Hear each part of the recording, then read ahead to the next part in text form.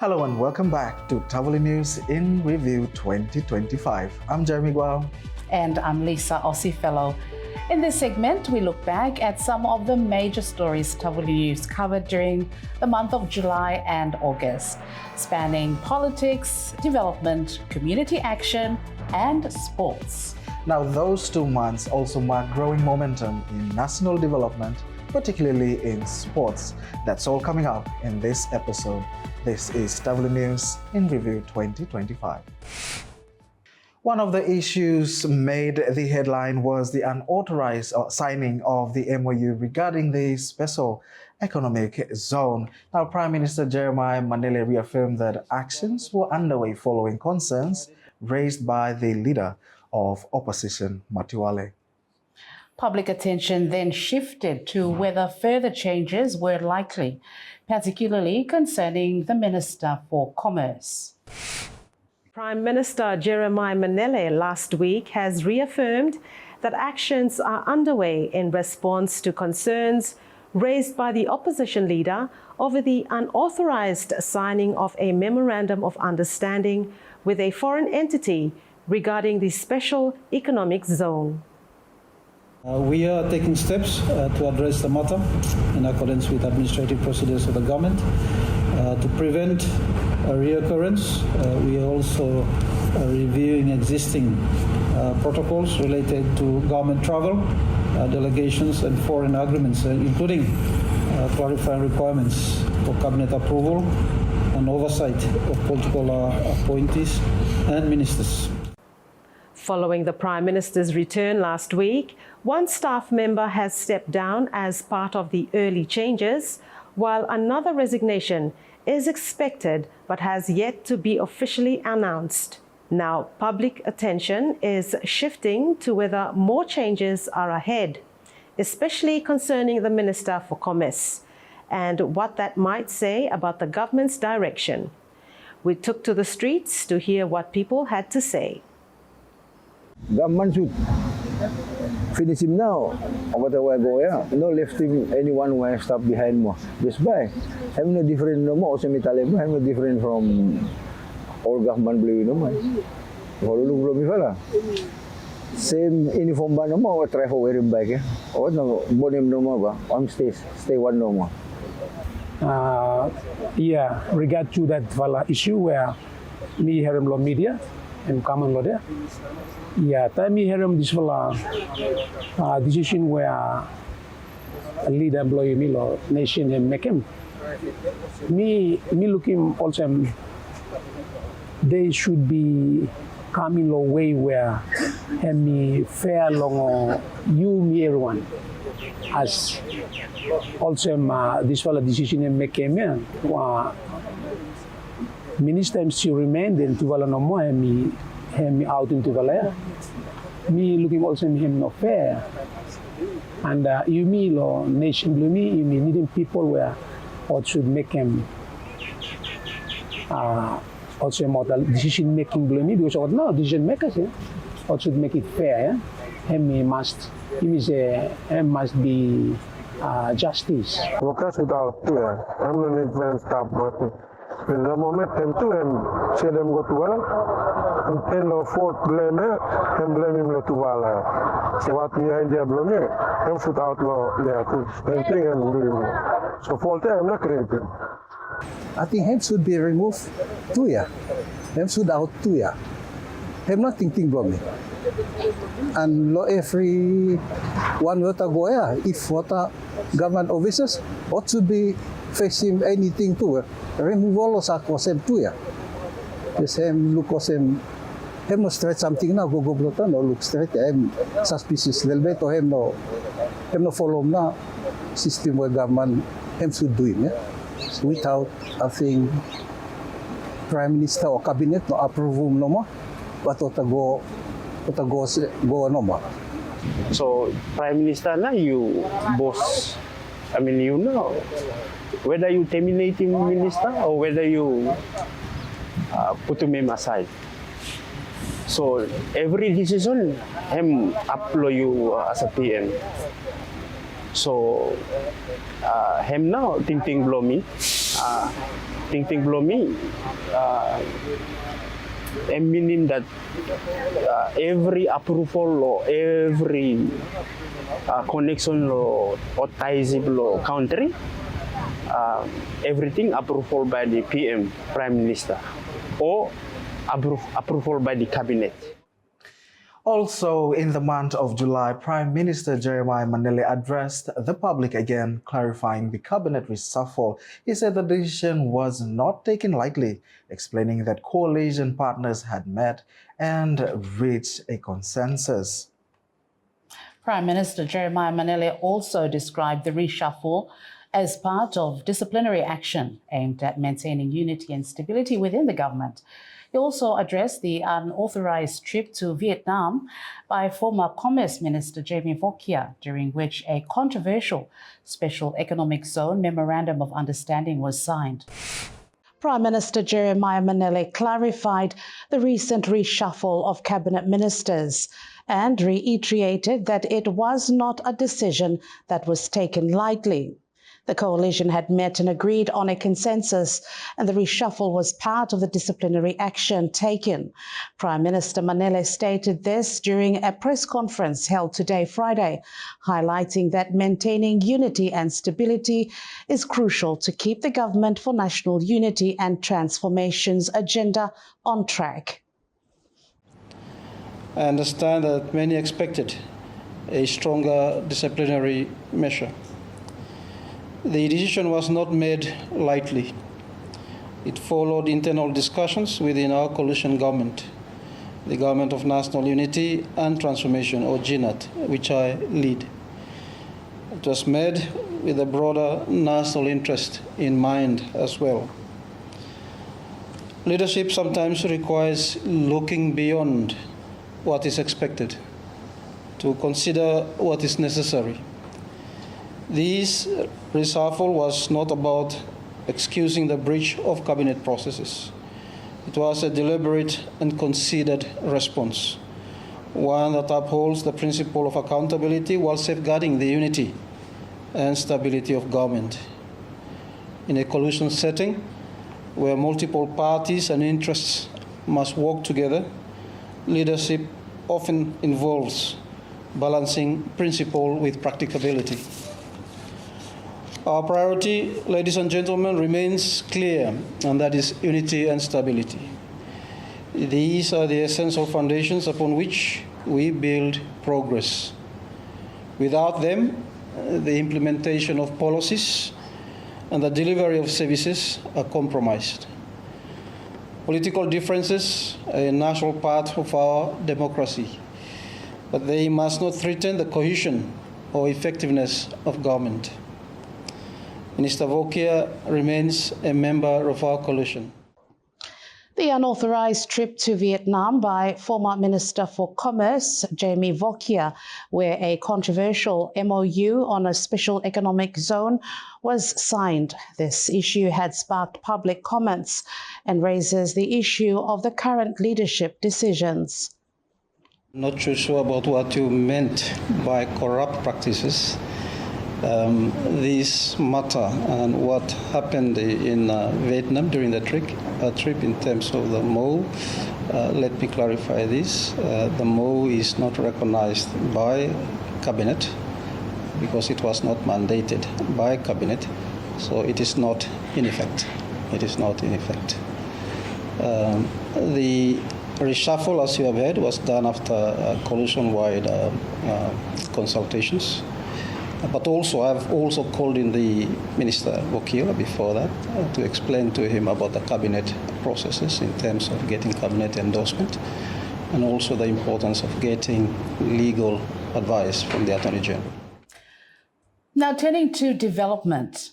Tavuli News attended the groundbreaking ceremony for the Goldridge Mine Processing Plant Expansion Project. Now, the project marked a significant step in expanding processing capacity and signalled renewed activity at the Goldridge site.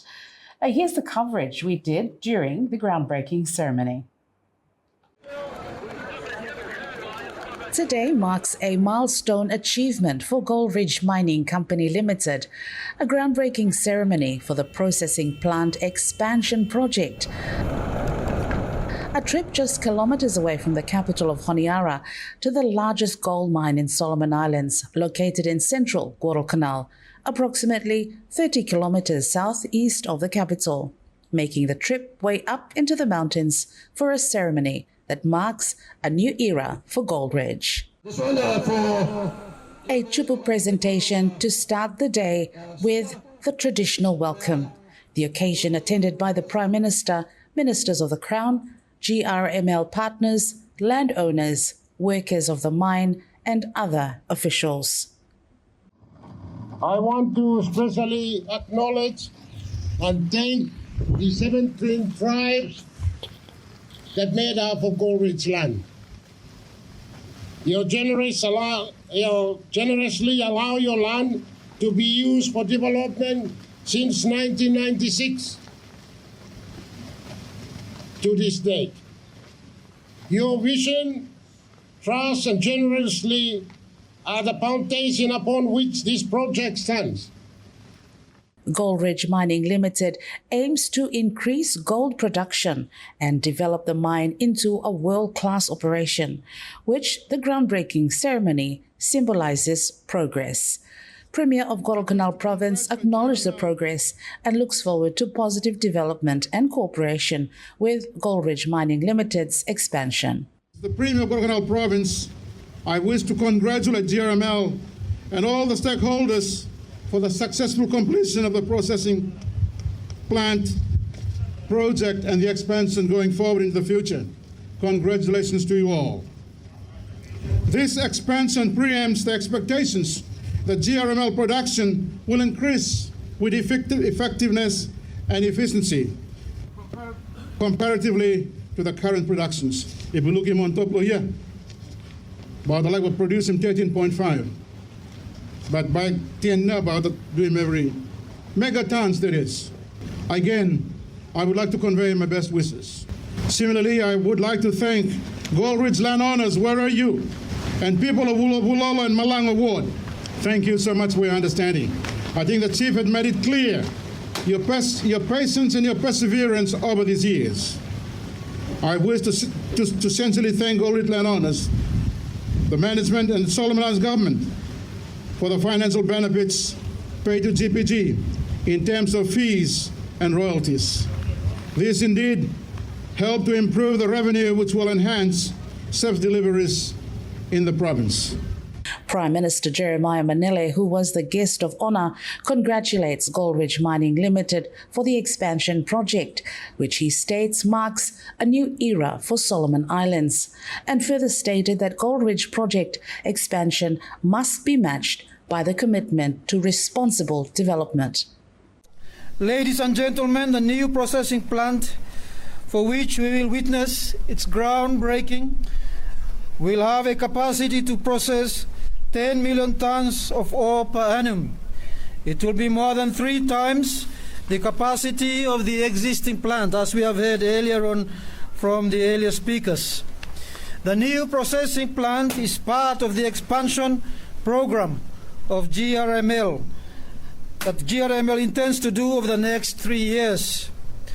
I am informed that the program will entail an investment of about SBD $6 billion. Once fully operational, the expanded project will generate SBD 7.5 billion revenue per year, including contributions of SBD 2 billion annually to the SIG, SBD 400 million in royalties and dividends to landowners, and over 1,200 direct and 3,500 indirect jobs. In this connection, the Government of National Unity and Transformation welcomes the proposed expansion program.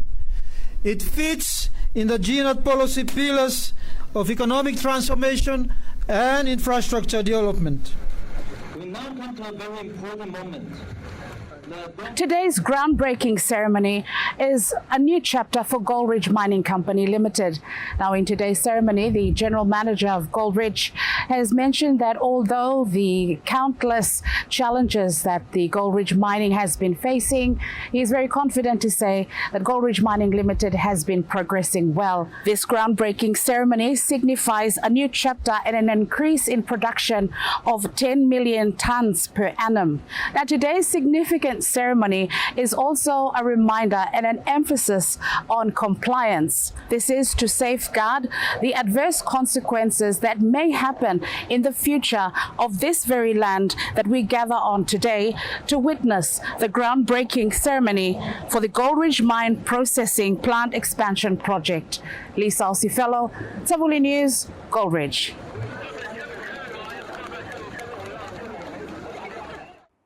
Hello, you're watching Tavuli News in Review 2025, a special series of stories that take you back throughout the year and see what's making headlines and discussions.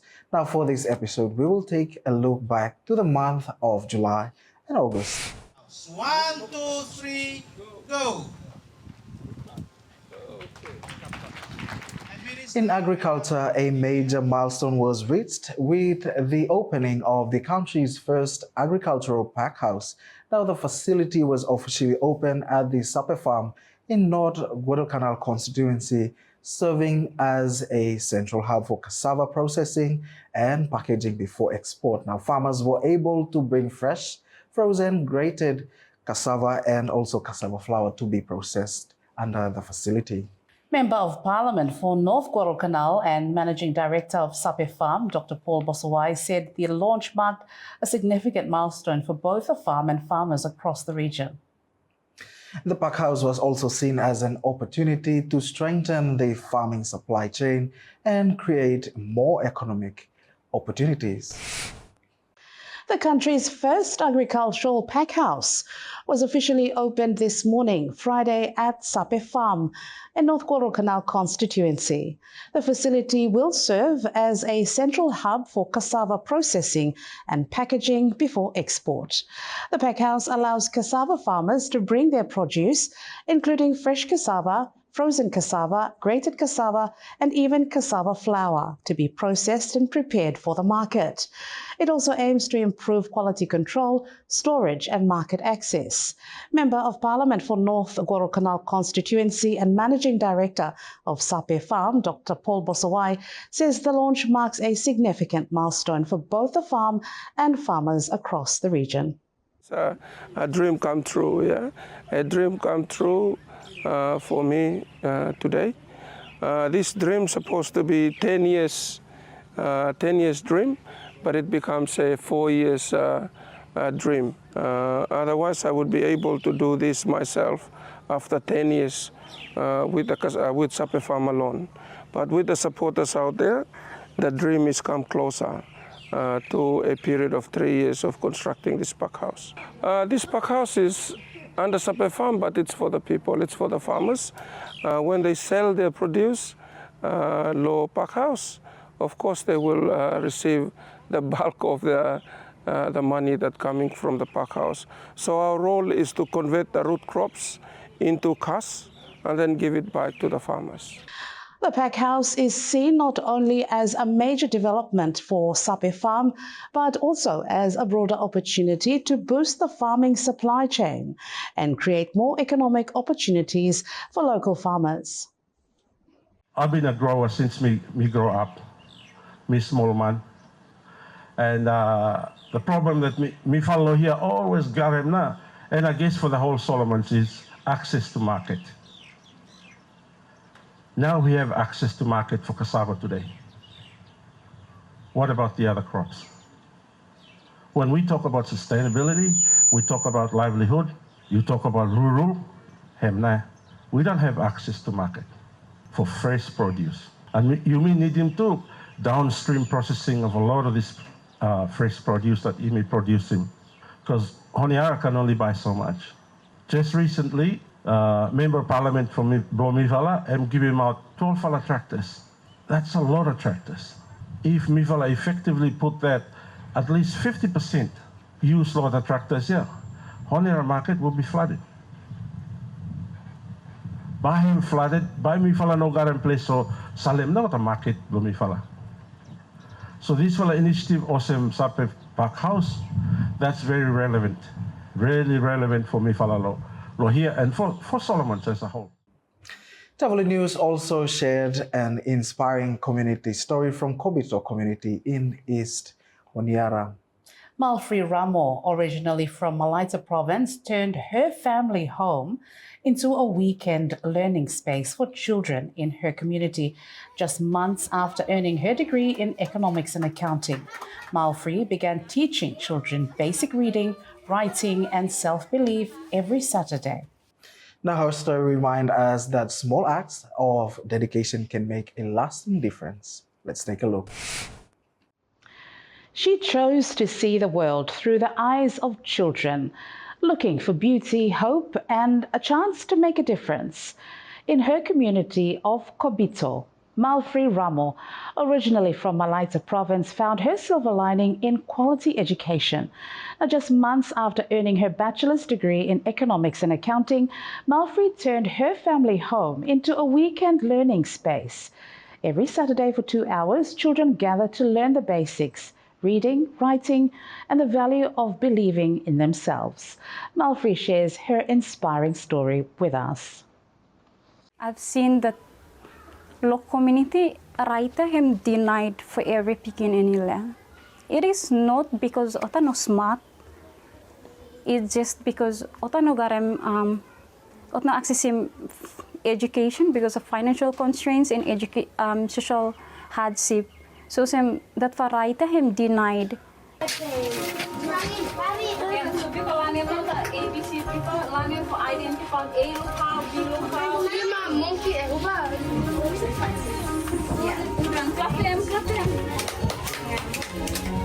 So as someone who go graduate and come back, me feel I need to make a change or contribute to the changes. But most of the things that me wakalem, him lo something that me say him not within my community, him outside na. And then another something more is that side lo education gap, as you can see inside lo community, from what youths was they come since 2000 and kasim this time, lot of females, 4 fala girls no more garem reaching higher level of education. And yeah, and I am one of the 4. So me proud and humble enough to become one of those 4 girls. So me feel there is a need side lo education, and at least why not getting someone accessing high quality education? At least you come back and do something that give him a local community. Him something, him sore something too. Because like every morning me walk about go for work, or pikinini still hold a bottle and then play. So him something was him daily routine blotana. You know, ota pikinini bara just totally some of no garam chance for attaining formal education at all na. Some not even been in a classroom. So how does a classroom feels like? And it's really heartwarming, and then see the transformation that I'm going on. Him emotional something as well too, because like giving ota pikininya the chance to learn. Kasi sort of emotional.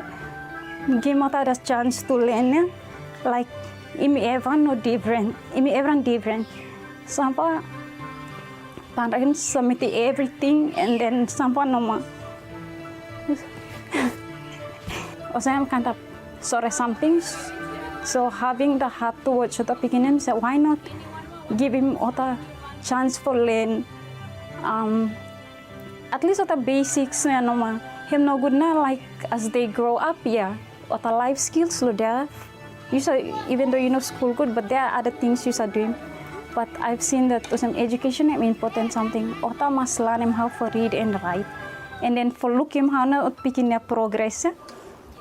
But I come and then identify what the ABCs are, learn them a little bit, something a lot bigger.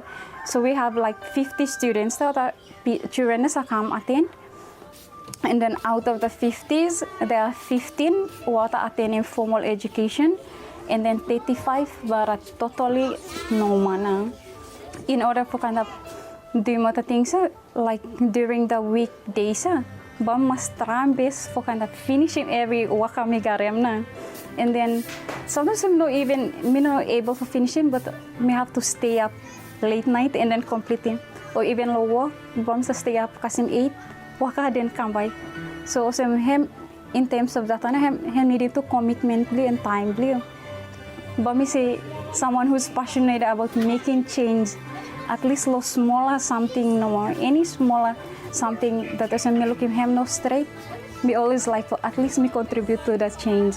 Yeah, so other picking in it, me like looking at least because me at the moment me no sa ida ba parents but put matala formal education or not at all. But the thing is me like looking at they know how to read and write, and then even other involved inside law any work sector that law life skills and also but ota sabe succeed to lo life lota, and then ota no find him hard no for doing readings and writing. They could just do it by themselves and then move on with him life lota and access him whatever work sector that ota like him.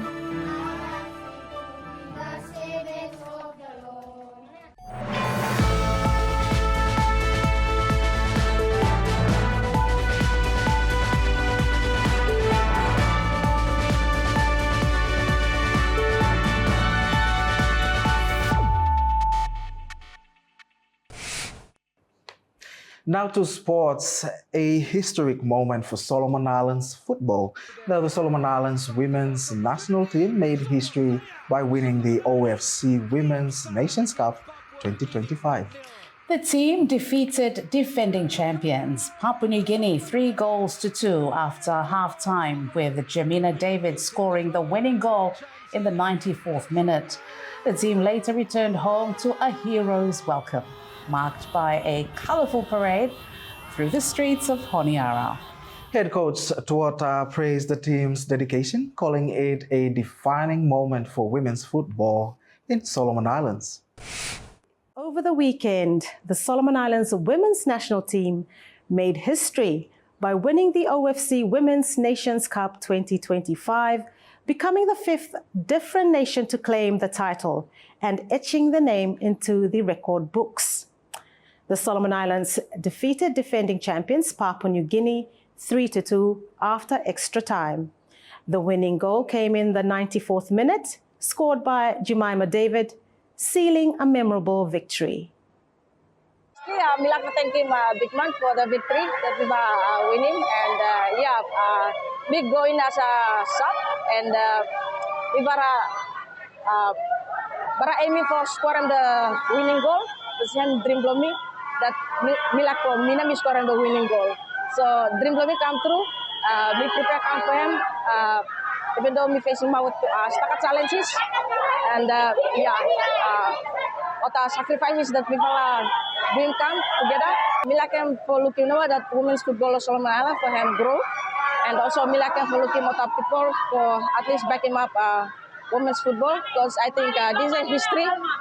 This is a history for our country. So we proud to us, and we proud our teammates for me too, and me like him for at least country for look and supporting women's football. The national team returned home with the championship trophy to a hero's welcome, celebrated with a colourful parade through the streets of Honiara. Expressing how we feel this time, we're just happy, and we thank him, big man, for this victory. And this is for Solomon Island.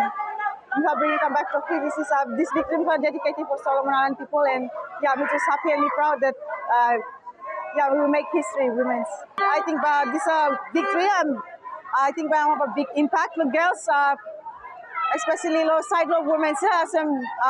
We play come long time, and we know looking support only goes for men's team, and me girls side dream too. So me just taken staka challenges until me patient, and we just work hard no ma. Go kasem this time me winning victory, and yeah, me like them government or for look side me women's too. After this recovery, and then ready for World Cup qualification. To all my Solomon fans and families who are supporting me, parents blow me, dad blow me, and mom blow me, and siblings blow me. Me happy too much, and me like say thank you too, and teammates blow me too, families blow too here. Big thank you for Keta and those who believe in me throughout the preparation of the seat, federation, the Sunrise Premier League, and every supporters who continue to believe in me and then we can make history today. Head coach Toata praised the squad's dedication, calling it not just a win, but a defining moment for women's football in the Solomon Islands, and a powerful sign of what's to come for the next generation. And for me, it's a huge achievement for women's football country, and for many reasons. One, have given a different perspective of how people provide looking for women's football, because of the success story. And for the future, we believe a lot of young girls will be seeing these girls as their heroes, their idols, and that will be a way where by attracting small girls or love game football and then come for participate. I think for women's football, one for something where me like for looking happen now is there's a lot that we got more support for women's football clubs. Okay, because the clubs now got producing more players, yeah. And if there's strong support, and then we build more clubs, then it becomes strong. Then we can find him better players from clubs. At the moment, some of our clubs, not no clubs, they are only teams, yeah. So, not well set up, not no resources. We are able to help him with the girls so that they feel motivated and for stay inside the game a little bit long time.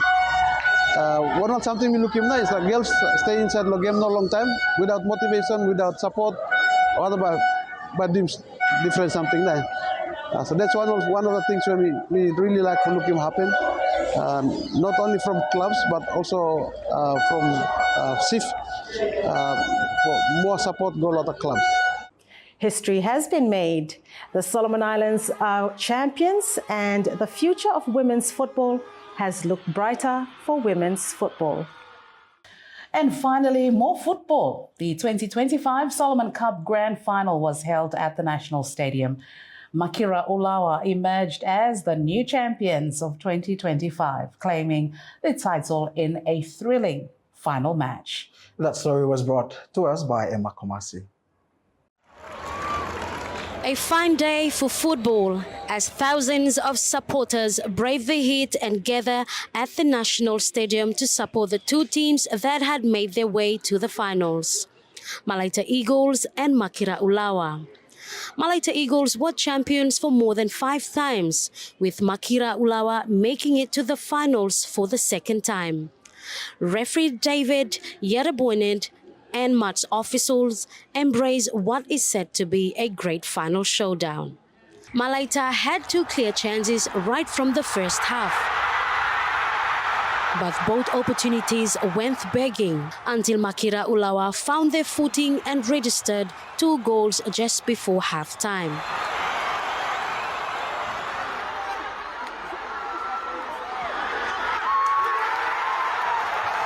Second half, Makira still proved to be the better side and added another.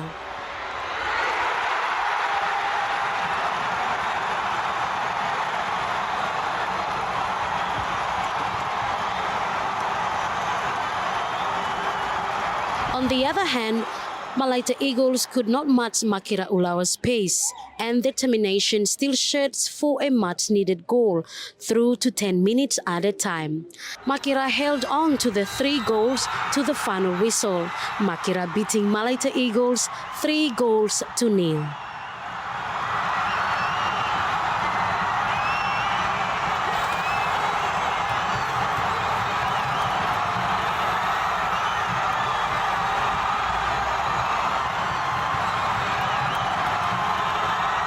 Again today, me just proud, no, so me no what talent, because my boss had done it to make history.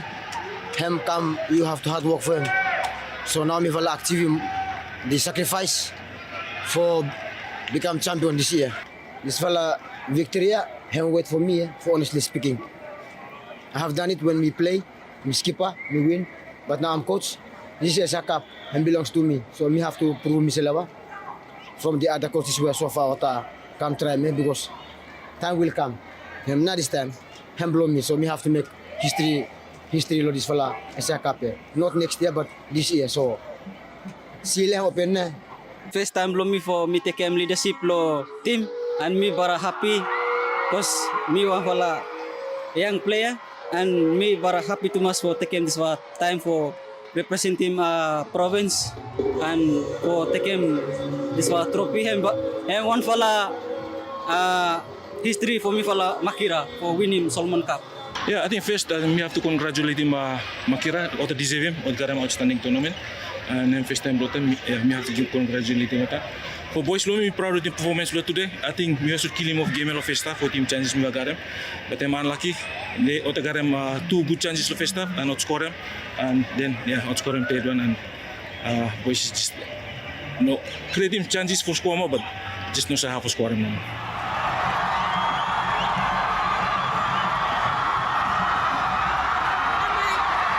A repeat of the 2022 Solomon Cup final, but today a different result. Makira has made history, securing their first ever Solomon Cup title. A packed National Stadium this afternoon, which holds an estimate of 10,000 supporters who came out today to witness the grand final match. A proud moment for Makira Ulawa province and once again a celebration of football in Solomon Islands. Congratulations Makira Ulawa, and we will see you again in the next Solomon Cup. Emma Komasi Martin, Tavuli News, National Stadium, Honiara.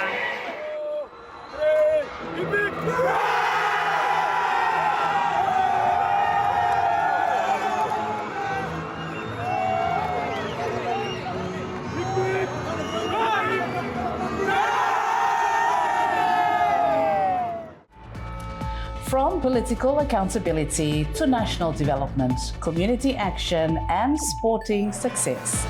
These are the highlights from the month of July and August 2025. Thank you for following us throughout and to be part of the Tavuli News in Review 2025. Now for the next episode, we'll bring the highlights from the months of September and October. And I'm Jeremy Wow. And I'm Lisa Osifello. Thanks for watching.